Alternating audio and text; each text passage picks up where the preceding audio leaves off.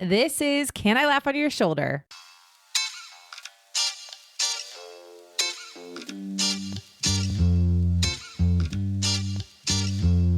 Hey, welcome to Can I Laugh on Your Shoulder?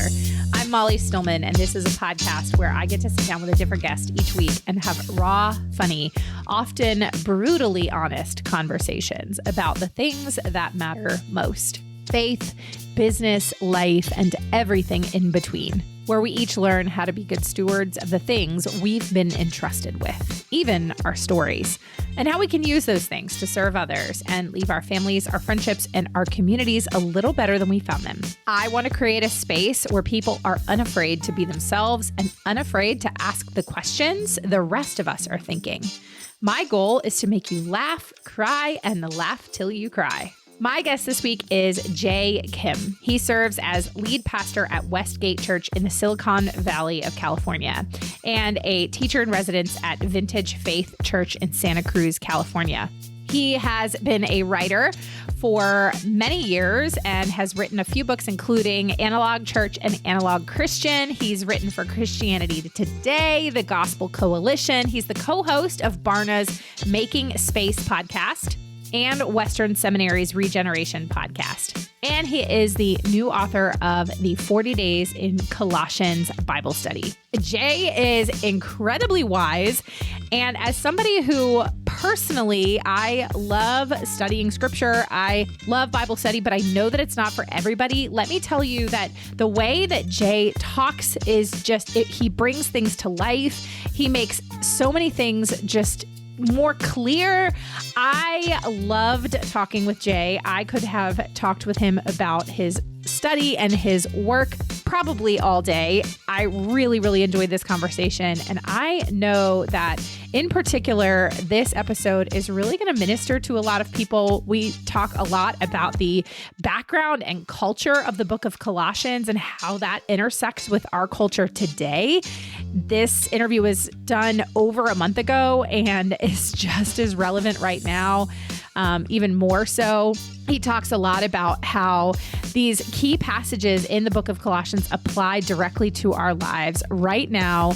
And so many just amazing nuggets. You're going to learn a lot. You're going to laugh. You're going to cry. You're going to laugh till you cry. I hope you love this conversation. So on to my chat with Jay Kim.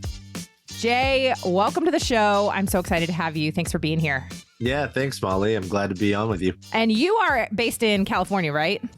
California, yeah, Silicon Valley, so like 45 minutes south of San Francisco. Nice, where every pastor lives. That's right. That's right. It's yeah. Love it. Are you like lifelong native Californian or? Yeah. Wow. Yeah. Not just Californian, but Silicon Valley, San Jose. Wow. The greater Bay Area here. Yeah. I've been here. I wasn't born here. I was born in Korea, but I moved here when I was like 4 or 5. So it's all I remember. But yeah, I'm a native, which is pretty rare here. It's a really transient. I mean, that's what I was going to say. I was like, I know people that have either lived in Silicon Valley at some point or moved out of Silicon Valley at some point. It's not a place that you usually meet somebody and they go, oh yeah, I'm from Silicon Valley. It's just not so that's awesome. It's rare. Yeah. I love it. But it's home and I love it. Yeah. Cool. Okay. Well, let's give us the J 101. So who you are, what you do, and how you got to where you are today. We know that a lot of it has been spent in Silicon Valley.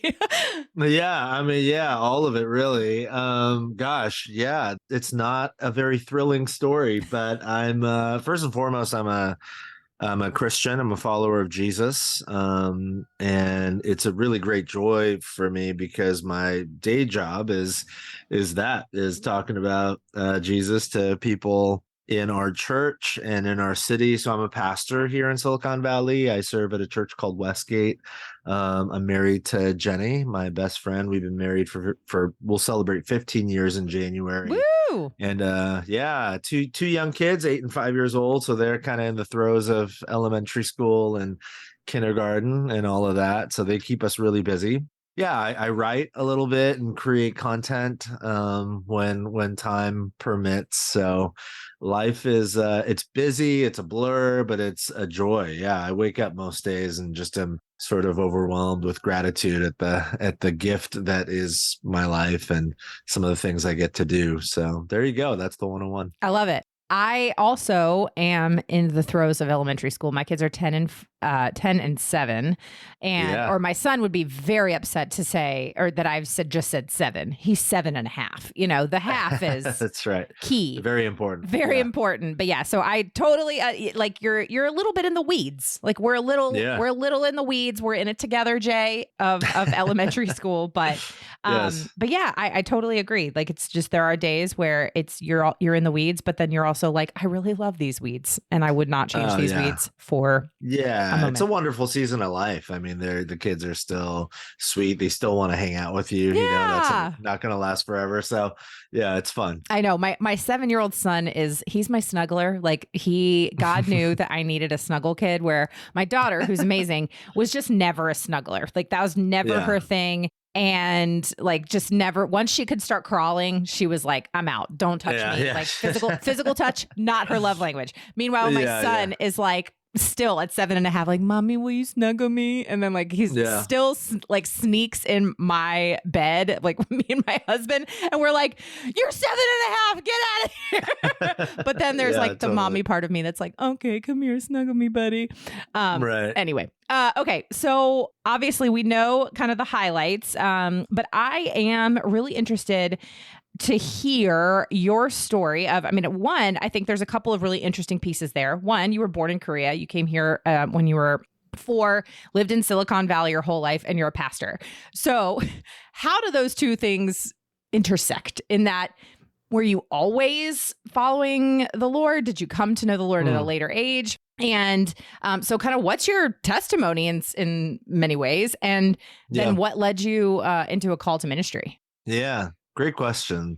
I grew up going to church. I grew up in, some people might be familiar with sort of the 90s evangelical youth ministry subculture, listening to like, DC Talk on the weekends and Nirvana Monday to Friday sort of thing. And so I grew up going to church, was very involved in, youth group and all of that, and really assumed, because I went to church so much, really sort of grew up assuming that I was a Christian, and a really sort of devoted follower of Jesus or something. But sadly, I went through what is so common these days, sadly common, is the sort of deconstruction of faith. Not that deconstruction is a sad thing. I think in many ways it can be a wonderful gift to, bring our skepticism and our doubts to God and to community. That's actually a healthy thing in many ways. But long story short, when I went to college, my freshman year, I sort of, because I was removed from the structure, the organized structure, and the social sort of belonging that I experienced in youth group, that was all gone. I realized in college very quickly, I wasn't really a committed follower of Jesus. I was a committed member of a youth group. Not that the youth group was bad. The youth group was great, but my experience of it was much more social than it was spiritual or formational. So my faith kind of came crumbling down in college. So I spent probably 3 years, the first 3 years of college. I think I would have probably categorized myself at that time as an agnostic. I think I still had a sense that there was something out there that, I still believed in the possibility of the divine, but this whole Jesus thing and the Bible and all of that, I just thought, man, that's all nonsense, and so anyways, long story short, my senior year of college, my 4th year of college, there was a group of guys, several years older than me, probably about 5 or 6 years older than me. They were all post-college, young professionals, sort of in their late 20s. They were a part of the church where I'd grown up. In fact, one of them had been my small group leader when I was growing up. And even though I had kind of walked away from my faith and from the church and from God, these guys always just kind of relationally stayed connected with me. They made it really clear that regardless of my belief or lack of belief, they loved me, they cared, and wanted the best for me. So long story short, my 4th year of college, they had this little sort of Monday night thing going on. 3 of these guys had this Monday night hangout. It was very casual. They'd get together, eat dinner, and, play video games and just talk. And they started inviting me to that, even though I was several years younger than them. They're like, hey, come out Monday nights, just hang out with us. We just want to, we miss you, want to spend time with you. And because they had shown me so much love and consistency over the years, even though I had sort of walked away from the church and from faith, I was like, yeah, I like these guys and, want to spend time with them. I looked up to them in many ways. So I started going out Monday nights, and I'm probably like 21 at this point. And then those Monday night hangouts really were the catalyst for me making the long, slow journey back to faith. So I encountered, the reality of Jesus and God's love for me in a real meaningful, personal way within the context of that community on Monday nights. And then, the second part of the question, how did I go from that to becoming a pastor? So these guys, all 3 of them, full-time jobs and busy and all of that, but they would also volunteer their time, and they were youth group leaders. So they were small group leaders in the youth ministry where I grew up. And over time, because I had, again, encountered Jesus in a really meaningful, powerful way in this Monday night group, these guys were like, man, we think you'd be an awesome small group leader. I was like, man, I don't know that I've got really anything to give to students, but because they believed in me so much, I just said yes. And I started doing what they were doing, which I started leading a 7th grade Bible study at the church. And I quickly realized what these 7th grade boys didn't need from me were answers. What they needed was compassion and someone to listen, and consistent presence and relationship, and a safe space to bring their questions. And so I just thought, well, that I can do. And that totally changed my life. I led this small group of boys for about 2 years, from 7th grade all the way until they got into their freshman year of high school. And yeah, it just utterly changed my life. And that's really what sparked in me this desire to spend more time doing that, pouring into people, building relationships, digging into the Bible together, and allowing God by his Spirit to form and transform us into his people. So that led to Bible college and seminary, and then I became a youth pastor, and here we are 20 years later. Wow. I love that story, because I think it's a story that a lot of people can relate to, whether they grew up in church or whether they didn't. Because I think, again, this is a generalization, but I would say that most people, especially in that college years, I know that was the case for me. Yeah. You just go through this period of transformation, this inner wrestling, this inner struggle with, I kind of called that period like my almost quarter life crisis, like where you're just questioning everything. Like, why was I created? Why am I here? It's just this search for deeper meaning. And for a lot of people, and they will get to that phase. And for those that have grown up in the church, many people do walk away for a period. And certainly that's not everyone's story. It wasn't my husband's story, but a lot of people do walk away for a period. But I always love hearing how people came back. For me, I didn't grow up in the church, but I had been friends with Christians, but it's a long story, but essentially, like, through a wide range of events, eventually got to a point in college where I was just like, I don't want anything to do with this Jesus guy. Like, I don't want anything to do with this church. I don't want anything to do with any of it. Yeah. And so I had turned it off completely. And then I didn't end up getting saved till I was 25. So I think, but again, it was because of, the people that were placed in my life that eventually really God used people to bring me to him.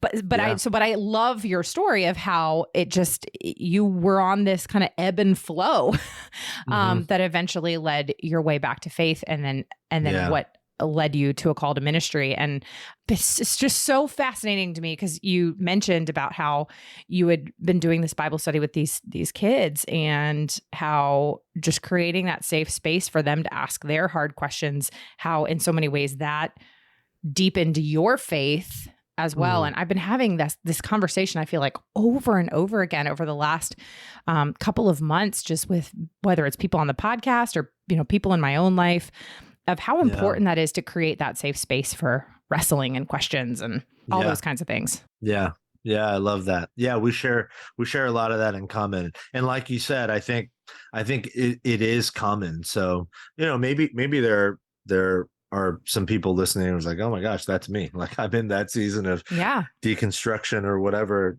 Yeah. And there's, I think that part of the journey is a critically important part of the journey. But, I think the through line in your story and my story and in most people's stories for those who find, light at the end of whatever dark tunnel they're going through, it's almost always tied, intricately tied to a community of people. Right. It's never in isolation. It's never alone. And the reason that's important is, like, I think when we're in those valley seasons of life or those long dark tunnels and where's the light, I think there is such an allure for a variety of reasons to stay isolated, and to stay alone and to believe the lie of isolationism, which is nobody else understands. Sometimes that can devolve into a really dangerous version of exceptionalism, like only I can figure my way out of this, and I was guilty of that. Yeah. So, I would just encourage anybody listening, like, man, finding some people who love you and care about you and are willing to sort of lean into whatever you're going through. It's just, it's a lifeline. Yeah. Well, obviously that kind of fast forwards us a couple of decades to where you are now. And you mentioned at the beginning, you do some writing and things like that. And you've written a couple books, Analog Church, Analog Christian, which, man, I would love to talk to you about that stuff. But one of the reasons you're here is because you have come up with a 40-day, or come up with that's not the right word. You have come out with a 40-day study in the book of Colossians. And I want to just say this right off the bat. Like, if somebody is listening and is like, snooze, boring, I don't want to sit and listen to a conversation about some people digging into the book of Colossians, sit tight, hold on, because like I told Jay before we even started recording, I said, I love talking about this stuff. And it's one of my greatest joys in the entire world is to help people. And I know that this is one of your passions, and that's why you wrote a Bible study, is bringing the Bible to life for people, helping them understand it, helping them really realize like how a book that was written 2,000 years ago is still as relevant today as it was then. So to kind of start, one, I just have to ask, like, why Colossians?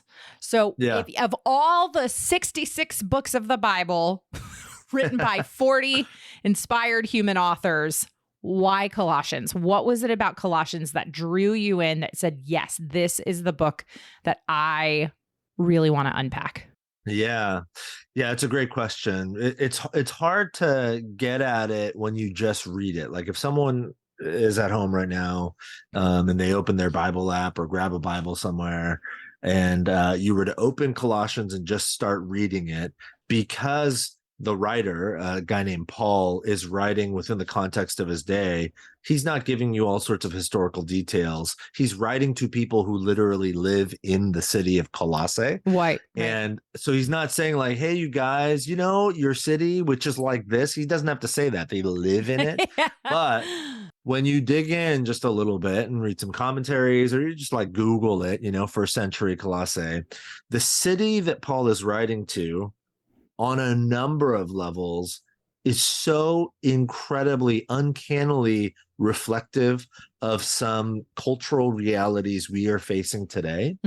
That for me, as I read Paul's words in his letter to the Colossians, and some of the things he says, which actually comes across as really confrontational, what I came to realize is, you know what, it feels confrontational because it actually is confrontational to some of the cultural ethos of our day in the 21st century here in the modern Western world. And the reason it feels that way is because he was confronting, in some ways, very similar things 2,000 years ago in this ancient city of Colossae. So what I mean by that, as one significant sort of reality, Colossae, very much like today, the modern Western world you and I live in, Colossae was it was a very syncretistic culture, and that's a big fancy word basically to mean syncretism is the fusion of beliefs and practices from a diverse range of traditions, be it religious or social or cultural or ethnic traditions. And syncretism isn't bad in and of itself, but where it gets really, really tricky is when it gets pushed to the extreme, when there is a sort of drawing in of like, oh, a little bit of this and a little bit of that, and sprinkle in a little this and a little bit of that. What it can do is it can devolve into a sort of cultural moment when the concept of truth, like literally anything being unequivocally true, becomes one, it becomes insignificant at first, but then eventually it becomes offensive. And you just think about the cultural moment we're living in today. We live in, the Oxford Dictionary is like, one of the most significant and well-respected dictionaries in the world. They put out a word of the year every single year. They choose a word that they believe sort of encapsulates the cultural moment that year. And this was probably about 7 years ago, maybe 8 years ago, late 2010s, mid to late 2010s, I think like maybe 2017 or something like that. The Oxford Dictionary's word of the year was post-truth, meaning after truth. And that whole concept of post-truth is that we now live in a world where truth has been redefined. Now, I'm not saying this is good or bad necessarily. I am simply saying that's the world we live in.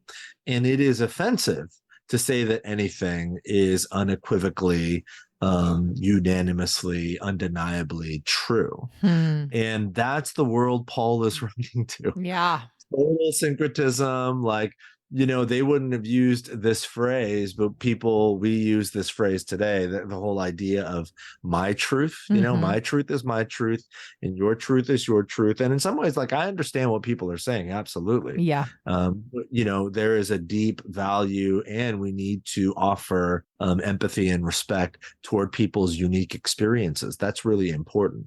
But, if we're talking about truth, just by definition, if something is literally actually true, it can't just be true for one person or some people.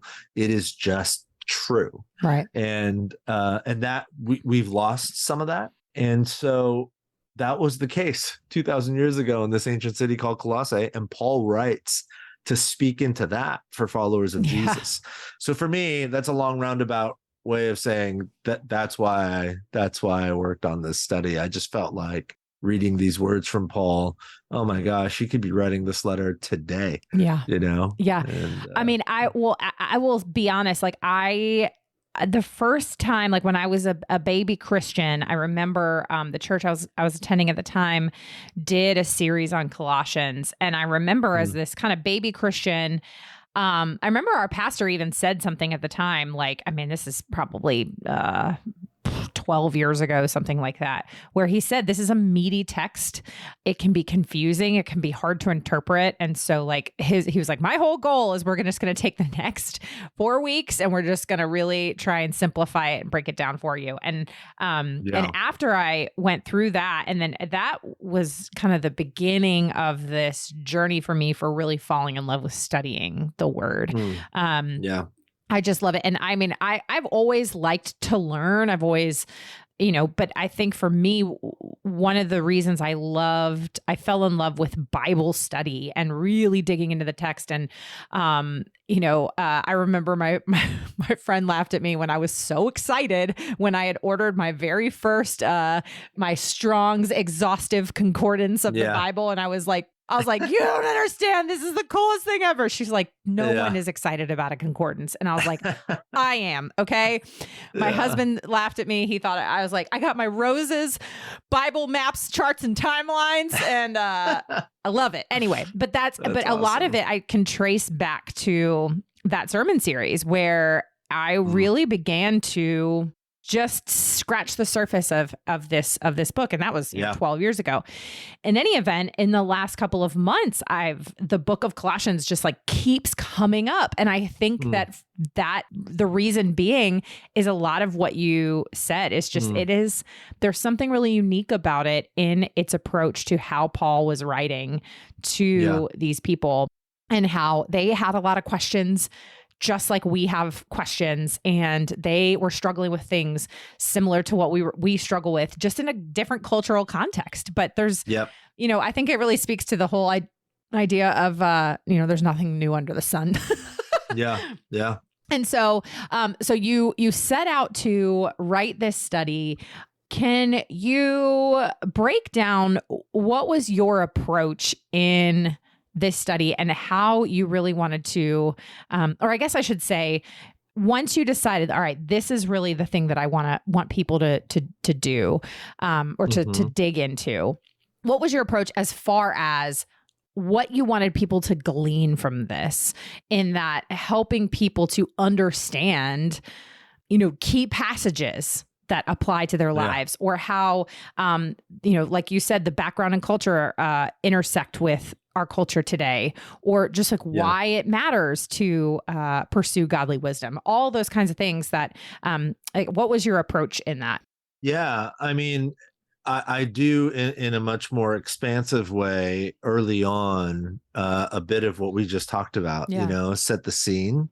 It's fascinating. I mean, even if you're not into history, it's just fascinating to think that 2 millennia ago, people were wrestling with very similar questions and very similar tensions and temptations. So really early on in the study, that's a bit of it. It's not a lot of it, but it's a bit of it, that the history and the context and the culture of this place, Colossae, primarily to set the tone and help all of us realize, like you said, there's nothing new under the sun. The tension we feel, the questions we have, the sort of feeling of the rug being pulled out from underneath us when it comes to stable foundations that we can stand on in terms of, hey, this is reality and this is not reality. That sort of strange milieu of what is true, nothing is true, misinformation and disinformation, like all of that stuff happening right now in our culture as you scroll Twitter or watch the news or whatever. I think most of us, maybe if not most of us, many of us, but I think most of us feel that tension. It's like, I don't know who to believe. I don't know what's true. I don't is it CNN or Fox News or what? Like all of that stuff that we feel, they felt. I mean, they were in fact, there's a whole thing Paul does where he's addressing what academics and scholars call the Colossian heresy. And he doesn't even lay out what the heresy was. So there are all sorts of guesses and hypotheses about what specifically that might have been. But that's even beside the point. The point is, Paul is basically saying, if he were to write this letter today, he'd be like, listen, I get it. There's misinformation abounds. We live in a post-truth world. You don't know who to believe or what to believe. I get it. But here is the stable ground upon which you can stand. And on one level, it is offensive because that stable ground is Jesus is the Son of God and all things orbit around him. He's the king of the universe. Well, that's really offensive. It was offensive back then, when culturally speaking, in the Roman Empire, Colossae was, a province in the Roman Empire, there was only one king, and that was the Caesar, right? The emperor of Rome. So that's an offensive thing to say. And today, in our cultural moment, I would say, most people would not verbalize it this way, but I would say today we live in the most autonomous, individualistic culture in the history of human beings. That's not me positing an idea or hypothesis. It's like most social historians agree on that. that in the modern Western world, no generation of humans has ever been as autonomous and individualistic as we are. That's not necessarily all bad. It's just reality. So it is quite offensive to say, listen, guess what? You are not the center of the universe. It's not actually all about you. That's really offensive, as it was back then. So for me, I think that's everything in the study flows out of that. I'm not interested in sort of like, hey, let's just exegete Greek words and like, oh, isn't that interesting? This word means that. There is a lot of that in the study, but it's all born out of a desire to help us, one, see the parallels between the ancient Colossian struggle and our struggle today, and then to find real meaning and hope that is timeless and universal in the words of Paul as he points us to Jesus, who is the King of the world and the great sun around which all other things orbit. Yeah. Oh man, I love how you just so poignantly really just break that down for us. I'm always interested to know this, and especially you as somebody who's a pastor, and this was not a new text for you. As you were digging into this and writing this study, I would just love to know if there was one or two things that it had just never occurred to you. Like you came across something, you were like, wow, it was just a personal revelation. You're like, this is fascinating. I find this really interesting. I had never known this before, because I love when the word does that for me, especially if it's a text that you've been in a lot. I just would be curious if there's at least one example or a couple examples of something like that for you. Yeah. Oh gosh, there's so much. So much. It's hard to sort of narrow it down to one. But yeah, I mean, a couple of thoughts come to mind. Well, I'll just share one. Yeah. Colossians 3, the very beginning of chapter 3, Paul writes, "Since then you've been raised with Christ. Set your hearts on things above, where Christ is seated at the right hand of God. Set your minds on things above and not on earthly things." And set your hearts on things above, set your minds on things above. Typically, we think about, like today, you and I, as modern Western people, we think about heart and mind, and we think, oh, he's talking about feelings and thoughts, and he's not. I mean, he is, but not the way we think of. So in the ancient world, Paul and his contemporaries had no conception of the human brain. Like they didn't, like surgery in that way didn't exist. They didn't know that there was this big giant squishy, muscle up here through which all of our ideas and our senses were filtered. So they didn't have this distinction that the heart was like where you feel things and the mind is where you think things. Their distinction was actually, it was very much connected. So they considered the heart not just the seat of your emotions, but the seat of your intentions, your motivations, your desires. And then they thought about the mind in some ways similar to the way we think about the mind, but different in the fact that, yes, they thought about the mind as the place where our ideas and our thoughts resided, but it was deeply connected. So the belief was the heart is where your motivations, your intentions begin, and they make their way up to your mind so that you can think through, process in a logical way what those motivations should become, and then with your body live out and embody those motivations. This is why Jesus says, he quotes the Shema. He's asked in the Gospels, like, what's the greatest commandment? Jesus says, love the Lord your God with all of your heart, with all of your soul, with all of your mind, and with all of your strength. So what he means is with your intentions and your motivations, point them to God in love, and then think about what that actually means in your life. And then strength, like literally do something with your body. Wow. That begins with your motivations, you process in your mind, and then actually do something, participate physically. And soul is kind of like the big wraparound. It's everything. It's the integrated human being. So here, Paul, when he says, set your hearts on things above and then set your minds on things above, what he's essentially saying is not like feel good feelings toward God. What he's saying is your motivation, your desires, your intention. Point them to God and the things of God, and then think about what that means for your life. Like that's the life of centering or reorienting yourself around Jesus. And that's hard to do. That's hard to do. But that was one idea, and it's actually an idea that sort of weaves itself throughout Paul's letter to Colossians. Yeah.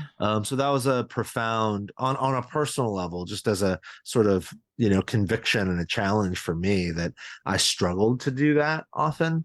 I usually will think about it as like, oh, love God with my heart. It's like, oh, I sing the song and I feel warm feelings toward God, or love him with my mind. It's like, oh, I'll think about God throughout the day.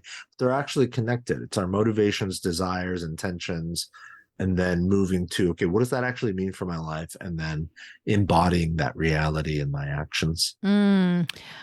Well, I love the way that you just broke that down. And somebody said something to me one time when I was kind of joking about my love of studying the word.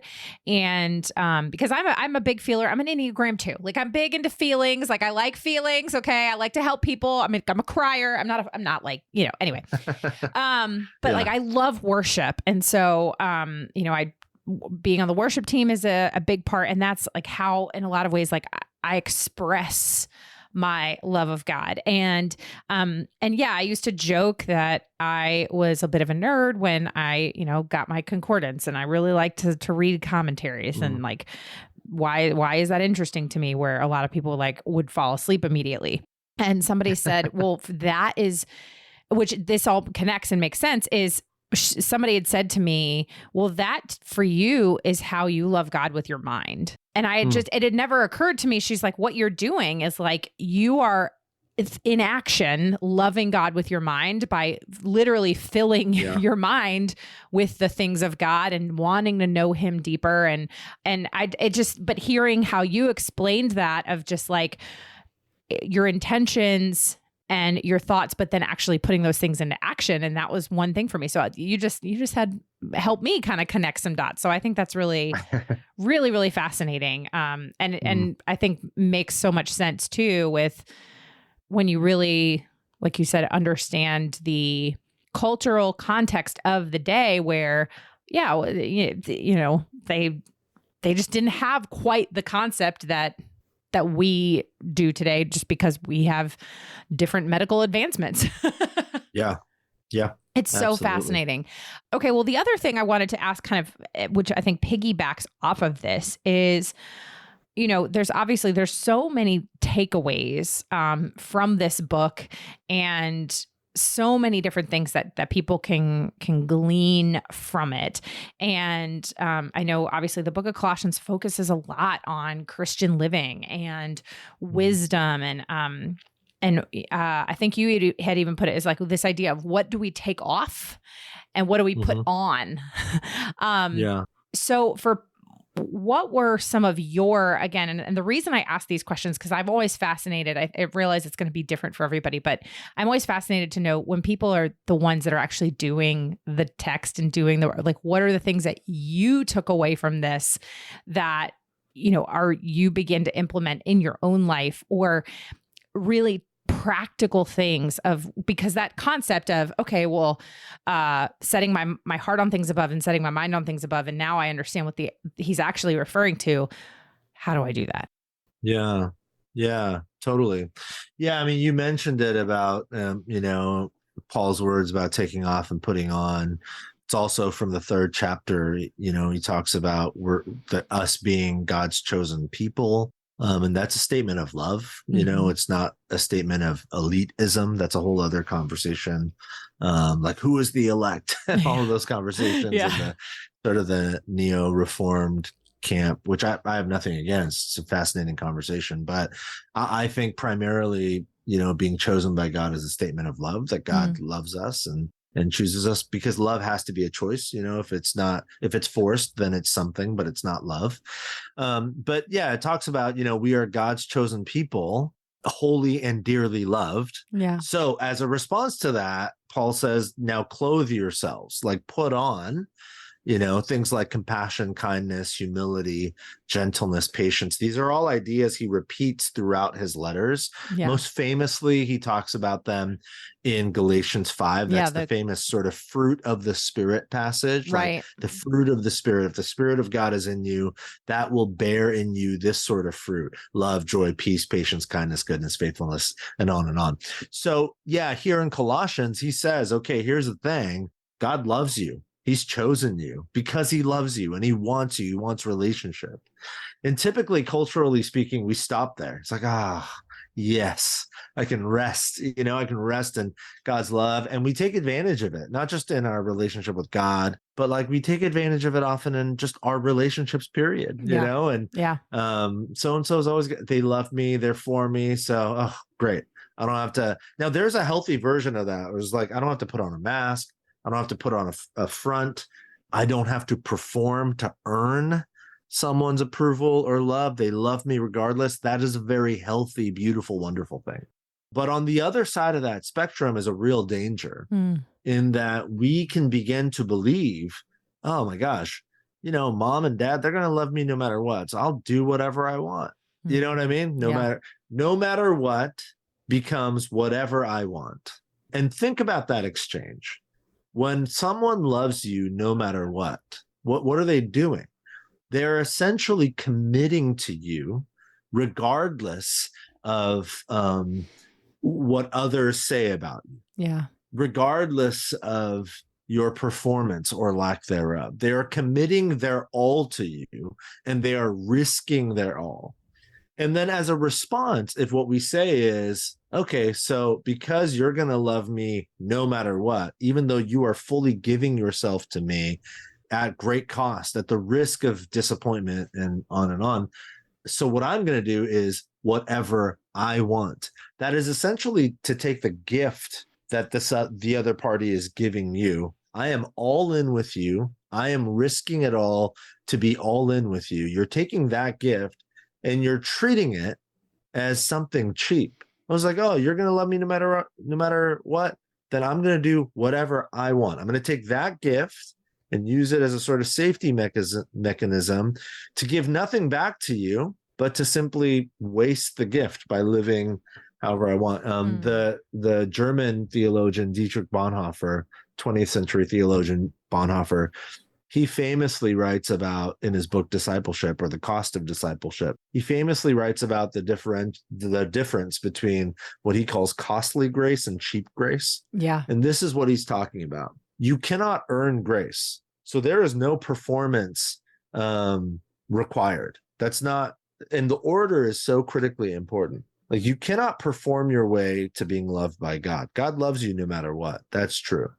But in light of that, if you realize and understand the magnitude and the gravity of the gift he has given you to love you relentlessly and unconditionally, then you are taking that grace, which was costly. It cost the life of his son, Jesus. Right.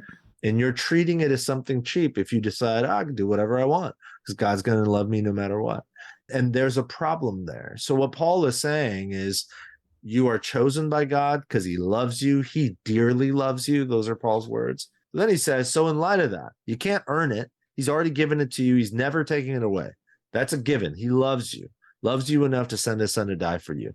But in light of that, well, how do we treat that gift with as much honor as it deserves? Well, we do it by becoming a people of compassion, right, and kindness and humility, bearing with each other, forgiving each other. And then Paul says, over all these virtues, put on love, to be a people of love. Yeah. So we don't do those things to earn the love of God. We do them because we are loved by God. And that's the way we honor the gift of his love. Absolutely. And it just reminds me of, because I've certainly had conversations with people who would not categorize themselves as Christians who talk about, well, if this is what you believe, then why do you then have to do these things to earn God's love? And I'm like, nah, that's not what it's about.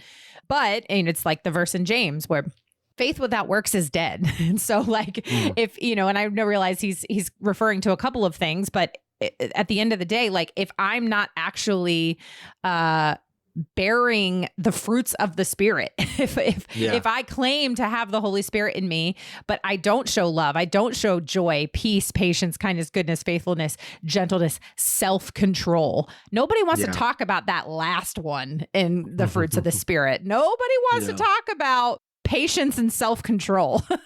Love, joy, peace, those are fun, but patience and self-control are the ones that people are kind of like, we'll get to that some other time. But if I'm not exhibiting those things, then how am I going to be a witness for Christ? Like if I'm going to just be grumbly and miserable and mean and hard-hearted and, greedy, then God's done nothing in my life, know, but I think a lot about the fact that there are a lot of people in my life that I have forgiven, that other people who don't know Jesus have asked me, like, why have you forgiven this person? Even though the relationship is not restored, but I have forgiven that person and I have told them that I forgive them. And I say, because God forgave me for all the crap I did. So who am I to not also give that forgiveness in return? And it's so powerful. And I think it can be, forgiveness especially can be such a witness to others. Love, when it is hard, can be a witness to others. But if we're just sitting around claiming that we follow Jesus, but we're angry and mean and selfish and self-centered and greedy, and unforgiving, then we're not really doing God a whole lot of favors, if you know what I mean. Agreed. Oh, man. Yeah. That's well said. Yeah. Well, I love this conversation. I love talking about this stuff. But as I know we're running out of time, but as we are wrapping up, when you finished, you hit the last period on that last sentence and you sent the study off to your publisher and it was going to go to print. What was your prayer there at the end that what God does through this study? Yeah. My prayer then and my prayer now is the same. It's that people would find an immense hope and comfort and confidence for life in knowing that someone else is actually in control of the human story, that it's not up to you to forge, some form of human utopia, that God understands. He sees the brokenness of our world and he cares more about it than we do. And he is far more capable than we are to right all the wrongs. And that's his promise, that someday Christ will return and all wrongs will be right. And the brokenness and pain of our world will be no more. As we see in Revelation, the book of Revelation, chapter 21, the writer John has this great vision of the end of the world, and he sees the new heaven and new earth. And in that place and on that day, there's no more death. There's no more mourning. There's no more pain, no more crying, no more tears. And religious or not, Christian or not, I think we would all agree that's the sort of world we want. And for followers of Jesus, our great hope is in the fact that that world is coming and we are not the ones who are going to create it. Jesus is going to bring it. And my hope and prayer is that people would find hope in that. Amen. Jay, this has been fantastic. Thank you so much for being here. Thank you for writing this. I can't wait to go through this study. Like I said, this book has been coming up a lot recently. So clearly there's a reason. Lastly, how can people best support you and connect with you? And if they're interested in going through the study, how can they best do that? Yeah. I have a website. It's just jkimthinks.com. And if you go there, the Colossians study is there. All of my work is there. And my email is there if anyone wants to ping me and say hello. So just reach out. Awesome. Jay, thank you so much for being here. And just thank you for sharing your godly wisdom with us. And I am really grateful for you. Yeah, it was a lot of fun. Thanks so much for having me, Molly. Thank you so much for listening to this week's episode. I hope you loved it. I hope you learned something new. I hope you were encouraged. Would you take a moment and head on over to whatever podcast app you are listening to this on? Would you click that subscribe or follow button?